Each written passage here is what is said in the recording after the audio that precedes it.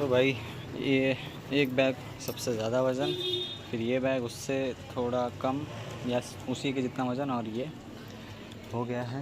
ये रहे हम पसीने से लथपथ इतना सब काम करने के बाद। तो बस अब निकल रहे हैं, रिक्शा पकड़ेंगे। और सामान इतना ज़्यादा हैवी है कि कंटिन्यू ब्लॉग करना थोड़ा मुश्किल होगा, तो अब डायरेक्ट दादर स्टेशन पहुंचने के बाद मिलते हैं।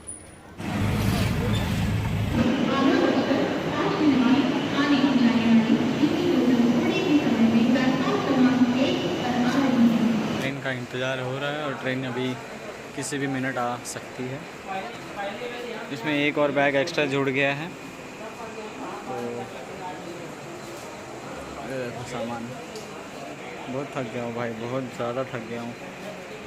लगेज का वेट इतना ज़्यादा है कि जान निकल जा रही है उठाने में।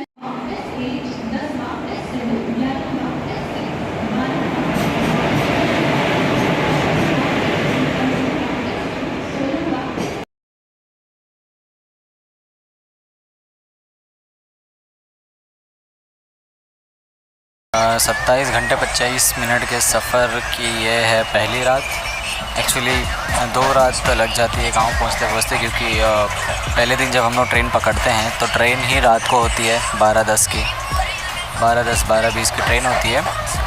तो 27 घंटा 25 मिनट ये एस्टिमेटेड टाइम होता है, उससे ज़्यादा ही लग जाता है। तो इस 27-28 घंटे के सफ़र में 2 रातें बितानी पड़ती हैं हमको ट्रेन में, तो उसमें से आज की है ये पहली रात। तो चेकआउट करते हैं, अब मिलते हैं भैया तुमसे सुबेरे। चलो, गुड नाइट।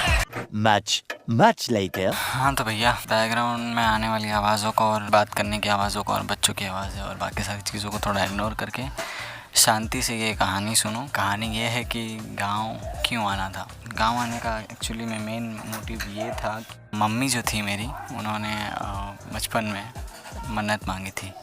अब वो मन्नत क्या थी? मन्नत ये थी कि बचपन में मुझे मस्से होते थे, मतलब मुंह पे और बाकी के शरीर में, हाथ पैर पे बहुत सारे मस्से हो जाते थे। और वो मस्से मतलब दवाई करो ठीक हो जाते थे, वो मस्से मुझे फिर से हो जाते थे। तो ये चीज़ काफ़ी टाइम तक हो रही थी। तो मेरी मम्मी को वो टाइम पे किसी ने सजेस्ट किया या किसी ने ऐसा बताया कि भोलेनाथ के नाम से, शिव जी के नाम से एक मन्नत ऐसा मांग दो कि जब मेरा लड़का या बच्चा जो है वो उपवास रखने के लायक, मतलब उतना काबिल हो जाए कि उपवास रख सके एक दिन का आपके लिए, भोलेनाथ के लिए, तो उपवास रखेगा। और बैगन, अब हमारे भाषा में भोजपुरी में भंटा बोलते हैं उसको, भंटा। तो मन्नत कुछ ऐसी थी कि वो 2 बैगन कांवर में, जैसे हम लोग सावन में कांवर चढ़ाते हैं, जल लेके जाते हैं कांवर में बांध के, उसी तरीके से वो 2 बैगन कांवर में लटका के आपको चढ़ाएगा जब वो उस काबिल हो जाएगा। आप उसकी ये जो बीमारी है उससे उसको मुक्ति दिला दीजिए और वो बड़ा हो के ये आपकी मन्नत पूरी करेगा। ऐसा मेरी मम्मी ने मन्नत मांगा था, और ये करना था स्पेसिफिकली सावन के टाइम पे, मन्नत के अकॉर्डिंग जो मम्मी ने जो ये मन्नत मांगी थी उसके हिसाब से। तो ये था मेन मोटिव गांव आने का। तो अब बस देखिए यहाँ से गांव की जो जर्नी है वो देखिए। हम लोग ने ट्रेन पकड़ी, वो सारी चीज़ें तो मैं बता ही दिया हूँ मैं आपको, कैसे कैसे ट्रेन पकड़ी। बीच बीच में मैंने सोचा कि ये वाला ब्लॉग थोड़ा ऐसा बनाए कि स्टोरी टेलिंग टाइप लगे कि भाई गांव आ क्यों रहे थे, क्या मोटिव था, और एग्जैक्टली ऐसे सडनली कैसे प्लान बन सकता है गाँव आने का। तो ये था गाँव आने का जो मेन कारण।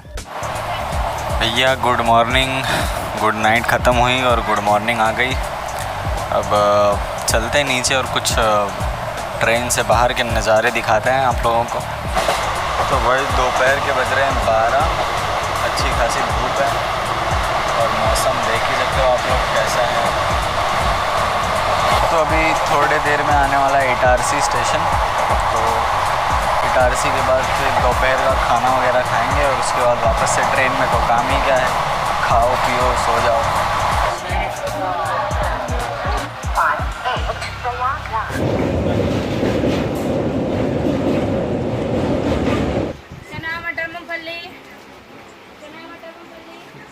मुझे खास करके ट्रेन का सफ़र, वो भी गांव जाने वाली ट्रेन जिसमें 24-24, 28-28 घंटे, एक एक 1.5 दिन ट्रेन में बिताने पड़ते हैं। उसमें काफ़ी मज़ा आता था भाई हमको। फिर उसमें बीच बीच में किसी किसी स्टेशन पे, जैसे इटारसी स्टेशन आया, या फिर और भी जो बड़े बड़े स्टेशन हैं, इलाहाबाद, छिंकी आता है, जबलपुर आता है, और भी जो बड़े बड़े स्टॉप हैं हमारे रूट पे, मुंबई CST से वाराणसी आने तक के जो हमारा रूट है उसमें कितने जो भी बड़े, क्योंकि हम MP होते हुए आते हैं, MP से हो के हमारा रूट है, महाराष्ट्र से MP से फिर होते हुए UP बनारस वाराणसी में एंटर करते हैं, तो वो हमारा रूट है। तो उसके बीच में काफ़ी छोटे बड़े स्टॉप्स आते हैं, वहाँ पे अलग अलग चीज़ें खाने को मिलती है।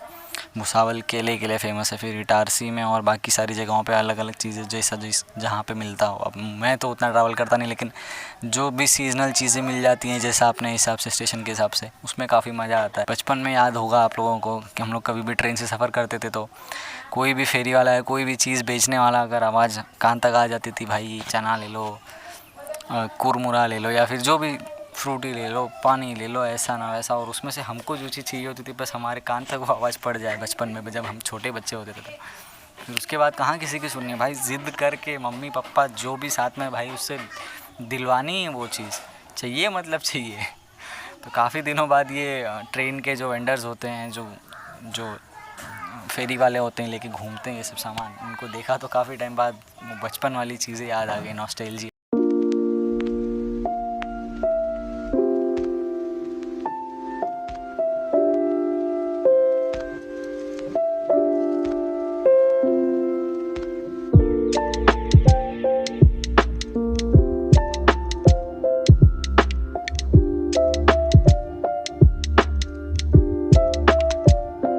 Early the next morning.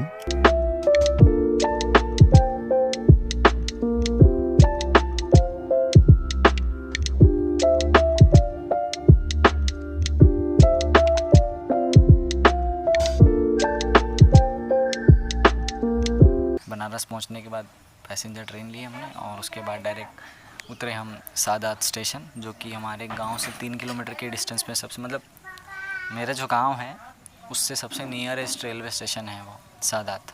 तो वहाँ उतरे, और फिर वहाँ से हमने गांव की जो लोकल साइकिल वाली ट्रॉली होती हैं उस पर मैं बैठ के आया था। एक्चुअली घर पे गाड़ी थी एक बाइक, तो मोहल्ले का एक लड़का आ गया था, वो बाइक से उसने पापा को छोड़ दिया, कुछ दूर तक पापा ट्रॉली पे ही गए, फिर उसके बाद पापा उस पर गाड़ी पे शिफ्ट हो गया, और मैं पूरे रास्ते सामान के साथ मैं ट्रॉली पे मस्त मज़े लेते हुए भाई, काफ़ी दिन बाद मतलब ट्रॉली पे बैठने का, अगर आप गांव में आए हो और अगर आप बैठे हो ट्रॉली पे तो आपको पता होगा वो फील क्या है। आजू बाजू हरियाली वाला मौसम, चारों बगल जहाँ तक नज़र जाए वहाँ तक हरे भरे खेत, और ट्रॉली पे बैठ के जाना, गांव का पूरा व्यू एंजॉय करते हुए, अलग ही फील है भाई, अलग ही फील है, मज़ा आता है।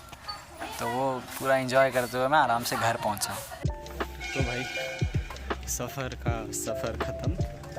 फाइनली ये जो आप पीछे देख रहे हो ये है सादात स्टेशन। सादात जो है वो मेरा मतलब गांव से 3 किलोमीटर के डिस्टेंस पे है, तो ये सबसे नियरेस्ट स्टेशन है।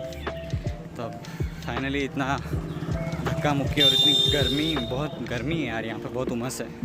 तो ट्रेन में काफ़ी भीड़ थी जिससे हम लोग आए पैसेंजर से, तो फाइनली अब यहाँ पे पहुँच चुके हैं।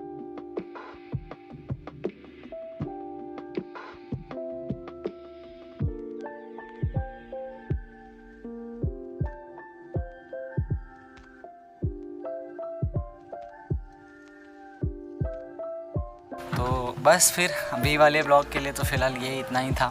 अब इसके बाद आज मैं गया था मार्कंडे धाम, घूम के आए हैं। ये माथे का तिलक विलक तो सब मिट गया है, तो स्टोरी टेलिंग के लिए मैं सोचा आज ही बैठ जाता हूँ, फिर इसी में से थोड़ी बहुत क्लिप्स ऐड करके आगे दिखा दूँगा। तो आज का तो ये ब्लॉग यहाँ पे ख़त्म होता है। मतलब मुंबई टू वाराणसी वाला मैं अब ये आपको दिखा रहा हूँ। इसके बाद जो आएगा वो आएगा जो आज हम गए थे कांवर लेके, उसका ब्लॉग आने वाला है, तो इसके लिए बने रहिएगा। मिलते हैं अगले ब्लॉग में। आज जो कांवर यात्रा की हमने उसका ब्लॉग आएगा, तो तब तक के लिए चलते हैं।